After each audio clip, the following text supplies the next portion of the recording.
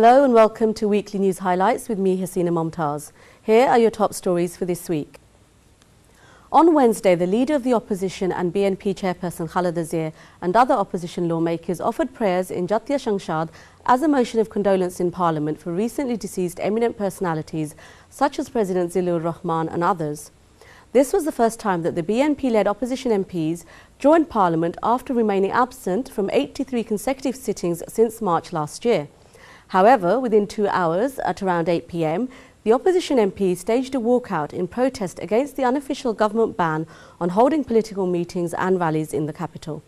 The BNP parliamentary party yesterday decided not to lay down a proposal in the House regarding the formation of a poll-time government. This is the issue that remains at the heart of the current political standoff. The decision came at a BNP meeting with party chief Khaleda Zia chairing, just before the BNP-led opposition MPs joined Parliament. This follows the announcement on the 19th of May by Home Minister Muhyiddin Khan Alamgir when he categorically said no meeting or demonstration would be allowed in the capital for 1 month. A repentant Mohammad Ashraful may have sounded the death knell on his 12-year cricketing career after confessing to wrongdoings to the local media on Sunday. The first superstar of Bangladeshi cricket broke his silence and begged for forgiveness from his fans and the cricket-loving public barely an hour after the Bangladeshi Cricket Board, the BCB, announced a temporary suspension on the cricketer who had confessed his involvement in match fixing. The 28-year-old had personally invited local journalists to his Banashri home, which has hosted many sports journalists over the years. It was there on Monday they waited for what everyone suspected would be unsavoury news. Ashraful told the gathered journalists, "I am guilty. Bangladesh's people loved me a lot, many were fans, many believed in me and I feel guilty. I hope the country forgives me for what I've done," said the hugely talented but enigmatic Ashraful, who was visibly trying to rein in his emotions while speaking. When asked why he had confessed so late, the former captain said, "Aksu never called me in the last 12 years. But when they called me in, I decided to tell them everything about my wrongdoing. I assisted them in whatever way I could for the sake of cricket." He was, however, not willing to disclose the details of his confession regarding the involvement of other cricketers and match fixing in international cricket. "I can't say anything regarding the former cricketers. I have told the Aksu everything. I can't say anything more to the media now. I haven't given any such information to any media. I had spoken to someone I considered a big brother and he betrayed me." International Development Minister Alan Duncan yesterday said that the UK government would not support the call for banning the import of ready-made garments from Bangladesh. He said, "It is 100% no. This would bring total disaster for the country, its development and for poor people." He added that calling for the banning of Bangladeshi imports is a crazy and irresponsible statement. The minister was referring to the call by the Labour activists in the UK after the Rana Plaza collapse in Savar on April 24th. Mr Duncan addressed a press conference at the British High Commission Staff Amenities Centre in Baridhara. During the briefing, he announced new funding to help tackle the challenges highlighted by the Rana Plaza disaster. The minister said the UK would provide £18 million to support a programme for training 100,000 low-skilled garment and construction workers in Bangladesh to improve overall productivity and help produce higher value products. He said safety standards must be raised to catch up with the rapid growth in the garment sector, which was a massive success story and must not be allowed to go sour. The industry has been built from nothing in the past 30 years and now needs to be turned into a long-term development success, which means that urgent action is needed across the sector. He also called on British clothing retailers to assume responsibility for their products from the store right back to the sewing machine.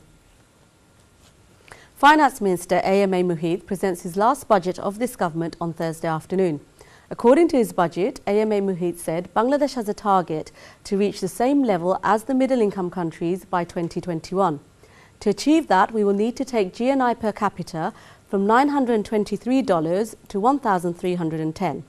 He said 2 things will be needed to achieve that: a sustained GDP growth of 8% and remittance growth of 8%. The second condition we are likely to fulfill. But there are reasons to be doubtful about GDP growth if the state of affairs remains unchanged. Signs of a slowdown loom on the horizon. Rather than speeding up, economic growth slowed to 6.03% in the outgoing fiscal year from 6.23% last year.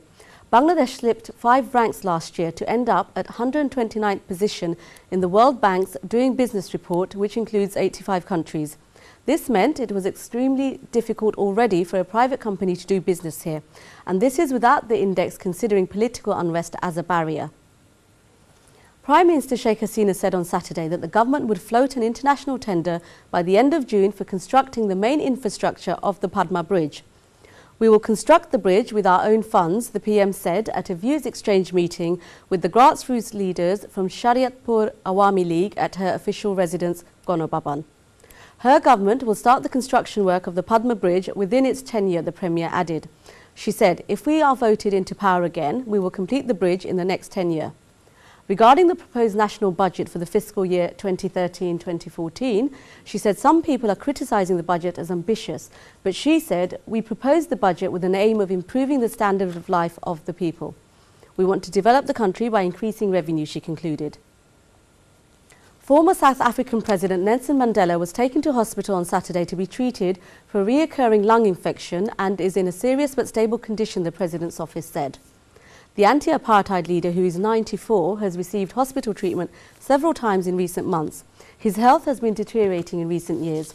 During the past few years, former President Nelson Mandela has had a reoccurrence of lung infection, said the statement from the office of President Jacob Zuma. This morning at about 1:30 a.m, his condition deteriorated and he was transferred to a Pretoria hospital. It said Mandela was receiving expert medical care and doctors are doing everything possible to make him better and comfortable. Zuma wished Mandela a quick recovery on behalf of the government and the nation and requested that the media and public respect the privacy of the former leader and his family. Mandela's forgiving spirit and belief in racial reconciliation helped hold South Africa together at a time of extreme tension in the run-up to elections in 1994. The Nobel Peace Prize laureate, who was imprisoned for 27 years by the white apartheid regime, became the first democratically elected president of South Africa in 1994. That rounds off our coverage of the top stories from this week. Thank you for watching and join me again at the same time next week. Allah Hafiz.